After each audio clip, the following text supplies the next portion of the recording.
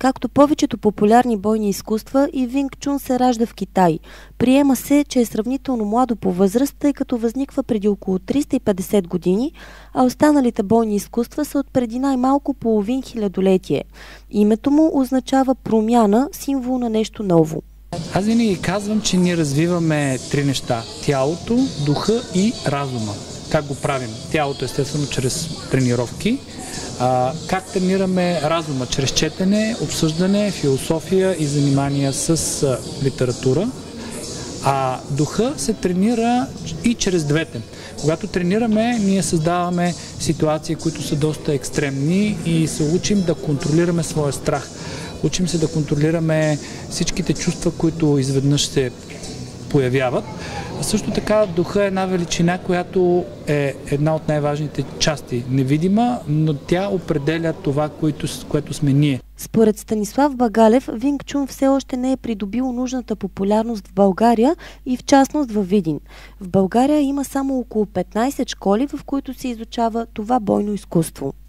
Във Видин школата е съвсем нова. Тя е от началото на годината, но те са изключително мотивирани, пътуват за да тренират при мен в Пловдив, във Винг Чун академията всеки месец. Аз бях тук преди около, може би 6 или 9 месеца и нямаше нищо. Просто направих една голяма демонстрация, която беше така в закрити врати, защото имаше голяма част от хора от полицията, от специалните части. И оттам тръгна идеята да се направи нещо наистина така сериозно, защото Винг Чун, освен на нормални хора, деца и юноши, на Запад се преподава на специалните части за полицията, за борба с безредиците. Ще е изключително така ефективно и ефикасно бойно изкуство. Истинска атракция предизвикаха и наредените оръжия, с които професионалисти и ученици демонстрираха техники от друг вид изкуство – екстрим.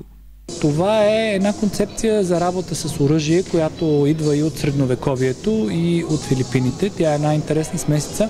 Тренираме с оръжие, защото то дава различно усещане. Когато човек държи меч или нож или баклер, това, което е щита, се усеща, кръвта му така закипява и усеща все едно е част от една гладиаторска битка, но и оръжието е опасно. Това ни е учило още на по-голяма концентрация, още на по-голям баланс, още на по-голям усет за дистанция, усет за тайминг и тези всички неща ние можем да ги прехвърлим след това в нормалния живот. Човек бива по-концентриран, когато се налага, когато отново пак има стрес.